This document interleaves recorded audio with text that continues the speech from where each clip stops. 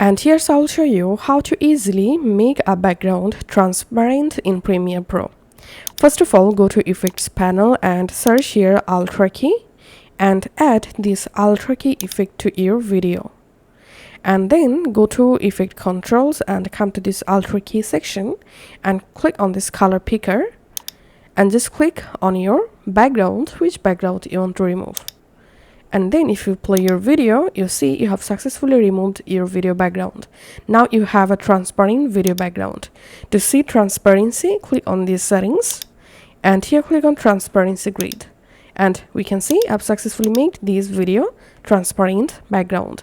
Now to save this video with transparent background, go to File, click on Export, Media, and click on this Format drop down, select QuickTime, and select here any preset. I'm selecting here this highest preset, and then select your video and video codec, select animation, and then click on export, and you will be able to easily export the video with transparent background.